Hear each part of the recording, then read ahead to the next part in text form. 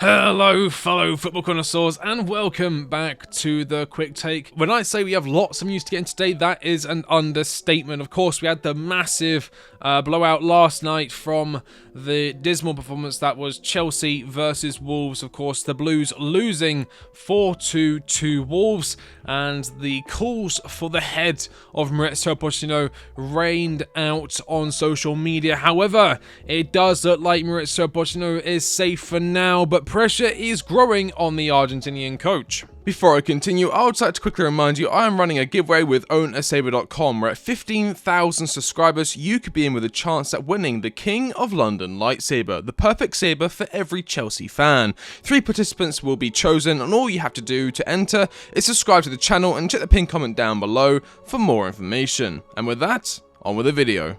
When I woke up this morning, I was expecting to see a corner flag, I was expecting to see a club statement.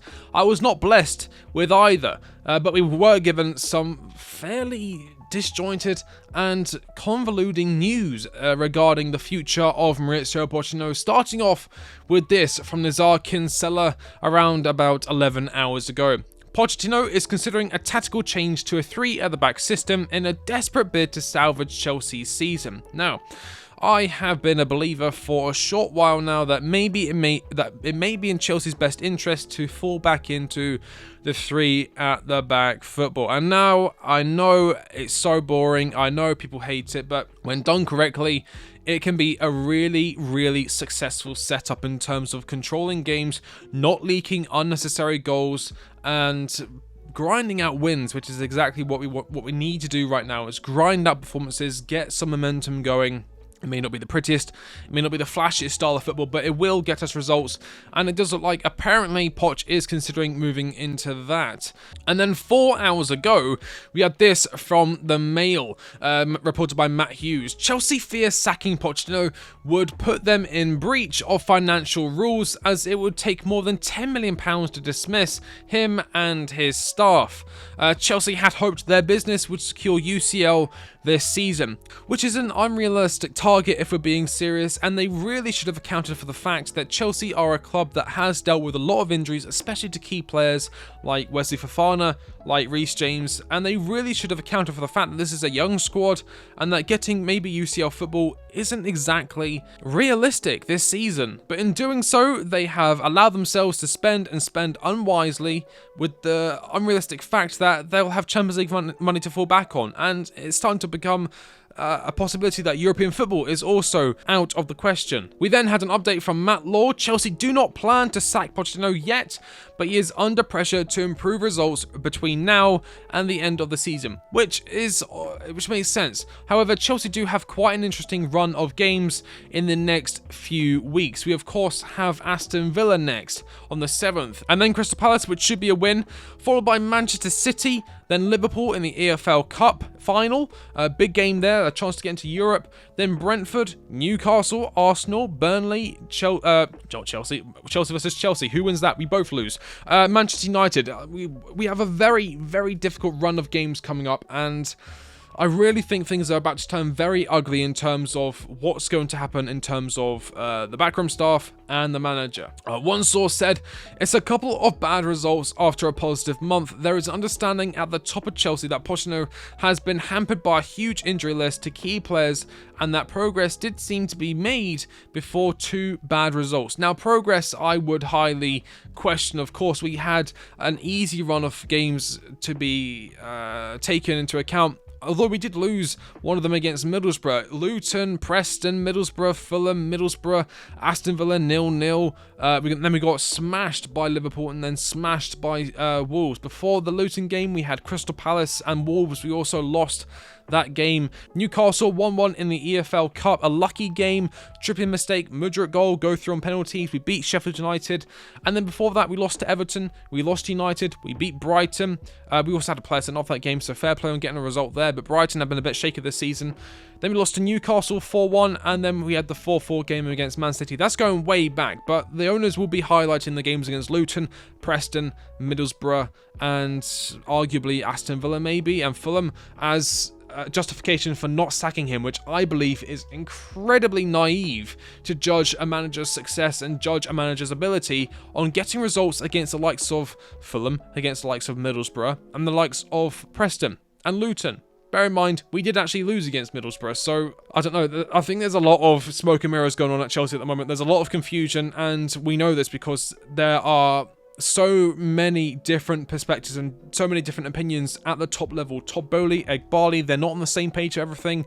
Winstanley, Stewart, they're not on the same page. Joe Shields wants certain players signed. Winstanley wants certain players signed. Poch, of course, wants a direction for signings. The phrase that comes to mind is too many chefs in the kitchen. And then we had this from Nizar Kinsella. Chelsea are backing Pochettino, and he is not under any immediate threat of losing his job. Now, I would like to emphasize the word immediate there, because we've had some updates from Alex Goldberg. Now, you may laugh at that, you may sniff at that name, you may think it's unreliable, but he did report some stuff on, I think it was his podcast the other day, on his Patreon, from inside sources within the club that have started to become true in terms of how the squad are feeling, the mood within Cobham, the attitude of some of the players, some of the behaviours that are going on that I'll get into in just a minute.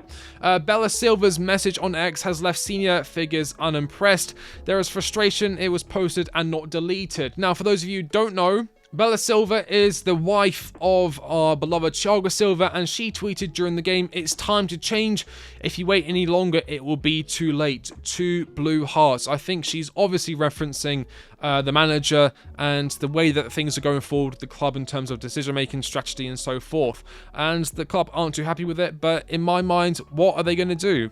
Thiago Silva is leaving at the end of the season anyway. They weren't planning on giving him a new contract. It's not like they can fine him for his wife putting out a tweet that basically echoes exactly how the rest of the Chelsea fan base are feeling. We then had this from Ben Jacobs 3 hours ago. The hope is that is Christopher Nkunku's return from injury, Ben Chilwell being back, Conor Gallagher being settled until at least summer, and Nicholas Jackson returning from AFCON can help all bring stability and a strong finish to the season. I don't think it will be enough. I seriously don't think it'll be enough. I think there's a good chance Nkunku gets injured again. I don't think Chilwell is anywhere near the player he was beforehand, and he's certainly showing that against the likes of Wolves and Liverpool, where he had shocking performances. Conor Gallagher is Conor Gallagher. He does what he does in the midfield.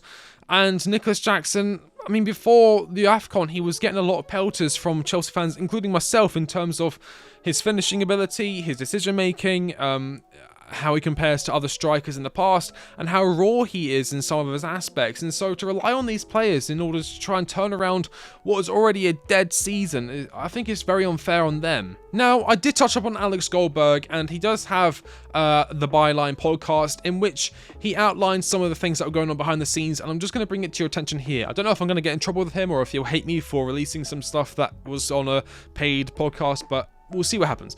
Players are not showing the willingness to do extras after training, including leaving immediately post-training and not staying to chat with coaching staff, etc. Data showing players have physically regressed since the start of the season, showing lack of progress, motivation, and some players, example Caicedo and Enzo, currently over their optimal playing weight. This is quite interesting considering the reputation Pochettino has in terms of his training and the fitness that he demands from his players. Players not responding well to individual analysis provided by data teams and have subsequently sought to receive less data slash information. A staff member that has been at Chelsea for 15 plus years rates this squad as the worst he's ever seen, with no clear, capable players that are able to perform cohesively within a team construct. Ouch. Overall squad imbalance, poor squad building, players recruited that have excelled under a specific style, system, positional play, and consequently lack independence and natural problem-solving creativity, particularly when needing to respond to adversity. Recruitment disconnect, too many voices in recruitment that are providing opposing views and lack coordination, cohesion, i.e. going in different directions. This is Winstanley, this is Stewart, and this is Egbali. While there's acknowledgement of the various issues Poch is dealing with, there is unrest forming within the Chelsea hierarchy. However, the concern is who would be able to come in and progress forward with this squad. Now, that is a decision that should be made following the departure of the two sporting directors that have clearly shown they are incapable of fulfilling their roles at a professional level demanded by Chelsea. And we have seen, thankfully, other publications catch up on this. I think TalkSport picked up on it, that whoever's advising Chelsea for these signings, they are advising them exactly what not to do, basically. So I'm happy that it's not just Poch getting all the blame and Todd Bowley and Eghbali. I'm glad that the directors of football are also in the spotlight in terms of who is at fault for the damages Chelsea are now accruing. Squad morale is said to be low at Cobham. Insiders close to the team describe an atmosphere of players leaving as soon as they can after training is finished, with squad members rarely staying behind to do extra work. Again, exactly what Alex Goldberg said, backed up again by the Daily Mail. Certain Chelsea players are said to have shown difficulty in accepting critical feedback. And then we have the all-important update from Fabrizio Romano. The pressure is growing on Maurizio Pochettino. As of today, preference to finish the season and behind him. However, different people think different things internally in terms of when to judge him. So what that tells us is there is a desire to see him out for the rest of the season and review his progress and review the squad at the end of, come the end of the season. But what this also shows is that there are some members of the Chelsea board, and in my opinion, that would be Begdad Eghbali, who has reportedly suggested and wants Xabi Alonso to come in immediately.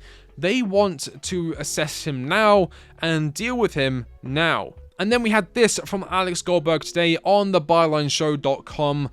Following Chelsea's 4-2 defeat to Wolves on Sunday, the extent of just how poor it is behind the scenes can be revealed. In recent weeks, the byline has been told that performance analysts within the club have been told to reduce the length of analysis packages because the players can't take on board the feedback given, and overall it's not well received. Training has been described as a show. In regards to Maurizio Pochettino, he believes his time at Stamford Bridge is coming to an end, with sources regarding the former Tottenham boss as a dead man walking, and knows he will not be in the dugout come the start of the 24-25 Premier League season. Now, again, I actually do believe this. I think he knows the writing is on the wall, and so with great pleasure, Manager Breakdowns will be returning to the channel. Of course, I will be looking at the likes of, well, the top candidates for the job. I'll probably do a revised analysis for Hansi Flick. I watched that back recently, and with it being my first big kind of video, I'm not too happy with it. I think I can do it better, and I'd adjust it to the squad that we are working with today. I'd also like to do one for the Girona manager, who we have been linked with. Maybe I might do a specific one for Xabi Alonso in Chelsea. I've already done a manager breakdown for him, just specifically for him, and not linking him to any club, but I could do that for him for Chelsea. And along with other targets, potentially even Arne Slot, and whoever else is mentioned from now to the end of the season. Pochettino has not enjoyed his time at Chelsea, even putting results aside. The byline has been told that the Argentine has not liked working with some specific people, and the working relationship is described as not good. As of today, Pochettino is still likely to walk out at Wembley against Liverpool at the end of the month in the Carabao Cup final. But with Chelsea playing against Aston Villa, Crystal Palace and Manchester City before the showcase event at Wembley, the unpredictability of Chelsea's decision-making could end up becoming a factor.